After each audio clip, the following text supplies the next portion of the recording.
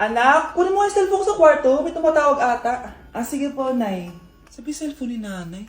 Anak, bilisan mo naman. Ay, salamat naman. Nakatae din. Scarlett, ba't nandyan ka? Di ba pinukuha ko sa yung phone ko? Pinagsasabi mo, Nay. Kanina pa ako dito sa loob. Nay, ito na po cellphone niyo. Sino yan, Nay? Bakit kamukha ko? Teka lang. Bakit dalawa kayong Scarlett? Nananaginip pa ako? Nay, ako yung totoong Scarlett. Ha? Sinungaling! Ako to, Nay. Ang totoong Scarlett. Sandali nga! Hindi na ako matutuwa sa inyong dalawa, ha? Isa lang ang solusyon dito. Magtatanong ako at kung sino makasagot ng tama, siya ang totoong Scarlett.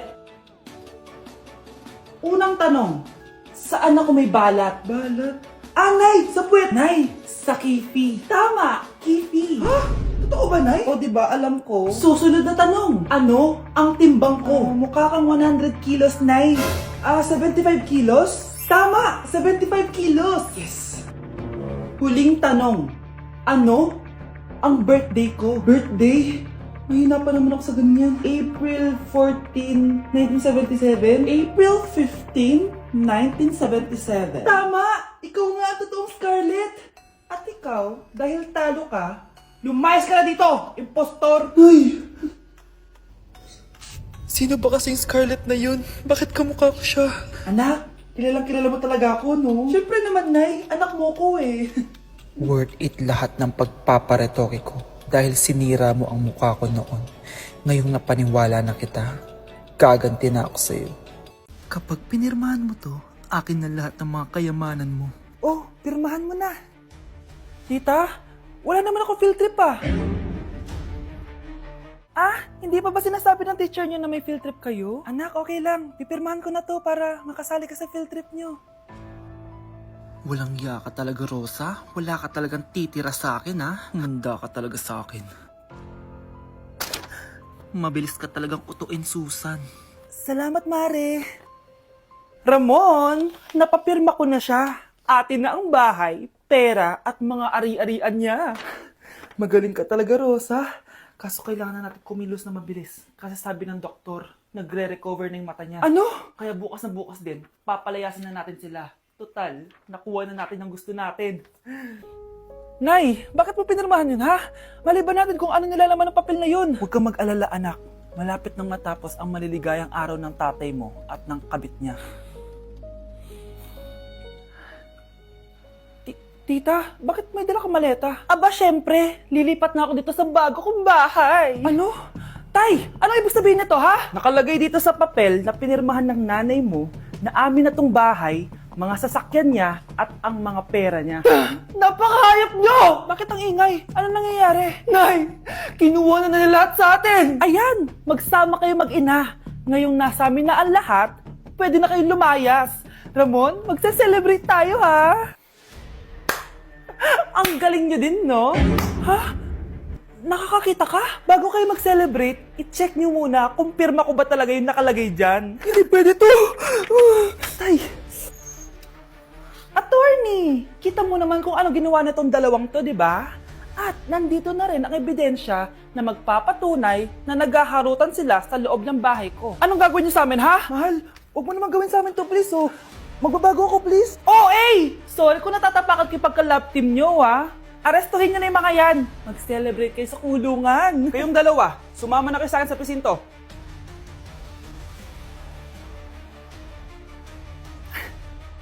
Ikinalulungkot ko pero hindi na siya makakita.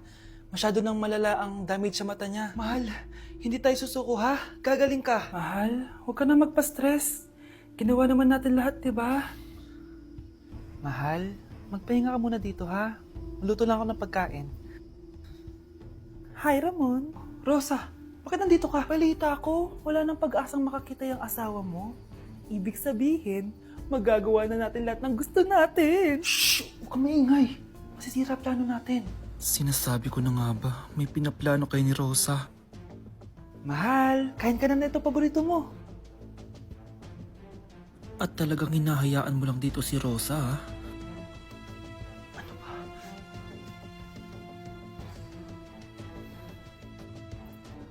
Walang ya kayo? Sa harap ko pa talaga at sa sarili kong bahay? Tay, nabalitaan ko yung nangyari kay nanay. Ipagdasal na lang natin na gumaling pa rin siya, anak. May CCTV dito sa bahay. Kailangan kong makuha yung mga files na yun. Nay? Nay? Nakakakita ka? Anak, please. Huwag mo muna sasabihin kahit kanino na nakakakita na ako. Nay, akala ko ba bulag ka na? Matagal na akong gumaling, anak. Hindi ko lang masabi kasi may masamang kutob ako dyan sa tatay mo. Sir, good news! Base sa recent lab test ng asawa nyo, nagre-recover yung mata niya. Ano? Ba't parang hindi kayo masaya, sir? Uy, Mare, may field trip kasi yung anak mo. Kailangan ng pirma ng parents. Rosa, sumugot ka. Kapag pinirmahan mo to, akin na lahat ng mga kayamanan mo. Oh, pirmahan mo na. Tita, wala naman ako field trip ah.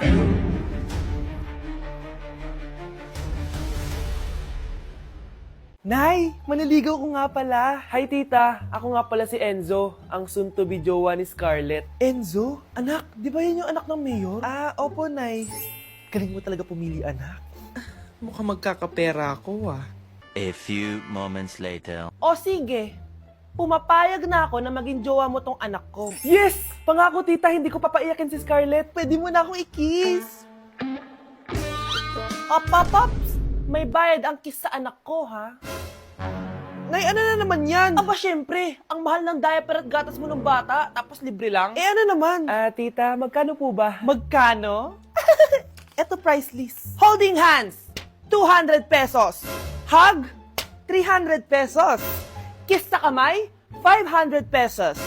Kiss sa noo, 700 pesos.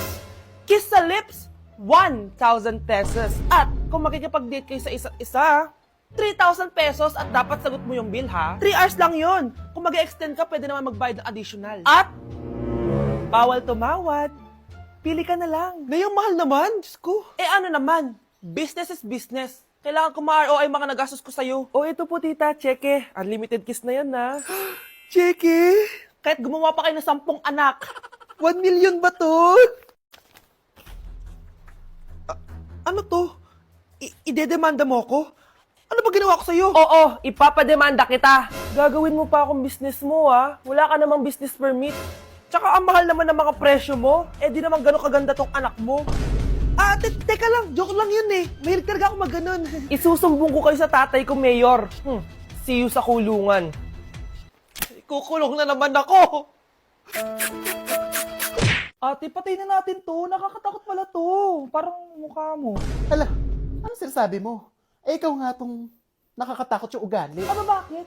Ikaw nga tong parang hindi pa nakamubon sa pagiging jeje mo. Bakit? Ano ba problema mo? Yang itsura mo. Aesthetic ako. Eh, ikaw. Ako, jejemon ako. Eh, ikaw. Body yung makeup ko. Eh, ikaw. OG look ako. Yung nanay mo nga naging ganito din eh. Eh, ikaw. Mamahalin ng bag ko. Eh, ikaw. Domokun yung bag ko. Eh, ikaw. Naka-iPhone ako, kaya malinaw ang mga pictures ko.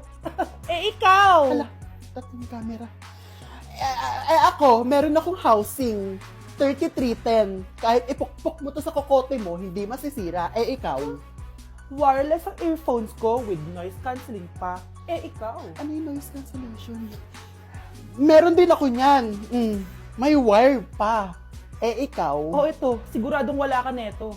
May Apple Watch ako. Touchscreen pa to. Eh, ikaw. May ganun?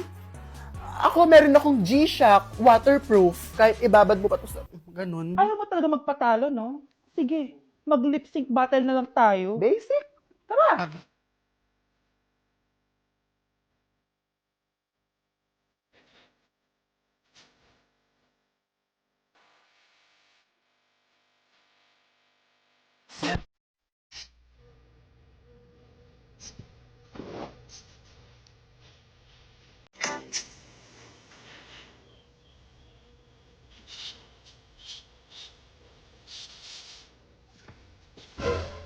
Whatever.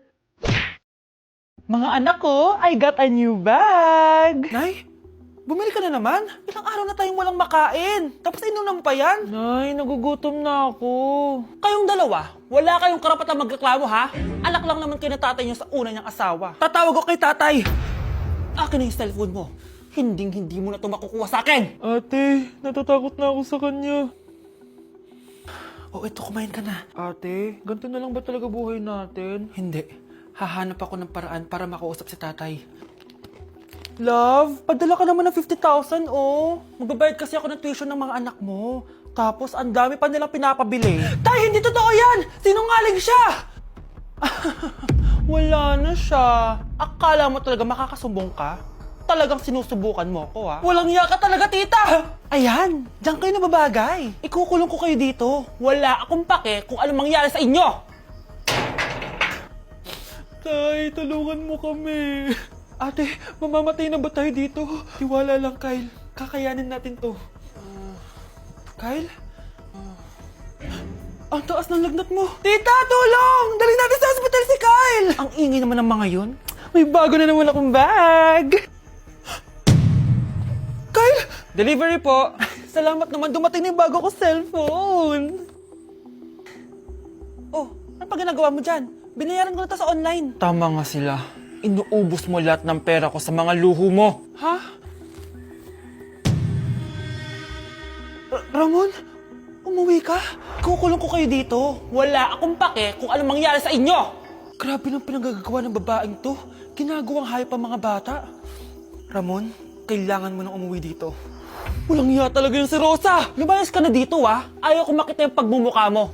Tsaka lahat ng mga pinambibili mo, bayaran mo to sa akin.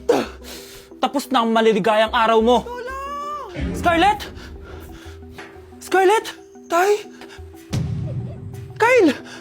Okay na si Kyle. Buti na lang, agad niya siya nadala dito. Sorry mga anak.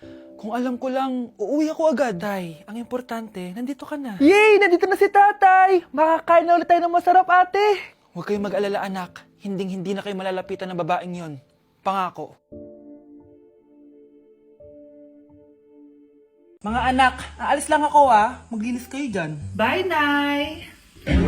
At dahil wala na si Nanay, ako ang bago niyong boss. Kaya sundin yung mga inuutos ko, ha? O Kyle, ikaw na magugas ng mga plato doon, ha? Wow, lakas magutos Aba, nagreklamo ka ba? Brianna, walisin mo yung mga kalat dito. Pwede ikaw naman. Walisin ko mukha mo eh. Ano sabi mo, babae ka? Hoy, ikaw, Miguel. Ikaw gumawa ng assignment ko, ha? Ang lala ng babaeng to. Sa bobo pa papagawa ng assignment. Matutulog lang ako, Dapat pagkagising ko. Tapos na lahat yan, Nakakainis si ate. Sobrang tamad na. Dami pang inuutos. Ano magagawa natin? Favorite kasi ni nanay yan, Isumbong na natin na kay nanay. Hindi pwede inaalipin niya tayo ng ganito. Anong isusumbong, ha? Akala niyo hindi ko kayo naririnig? Magtrabaho kayo doon! Tama na, ate! Sawang-sawa na kami. Puro kautos. Malinaw naman sa inyo, di ba? Na pag wala si nanay, ako ang boss. Sinong boss? Ha? Wala, nay. Actually, kakatapos ko lang maglinis ng bahay, sinungaling. Scarlett, huwag mo na ako lokohin. Hindi naman talaga ako umalis dito. Sinisigurado ko lang kung naglilinis talaga kayo lahat. At tama nga yung sinasabi ng mga kapatid mo. Na para kang boss umasta dito sa bahay. Anay. Mga anak, kayo na bahala sa ate nyo. Utusan nyo ng utusan yan. Ate, ikaw na magugas ng mga plato dun. Eto na. Pagkatapos mo dyan, ate, maglaba ka, ha? Oo, sige. Pagkatapos mo maglaba, gawin mo yung project ko, ha? Sige, boss. Lahat ng utos nyo gagawin ko.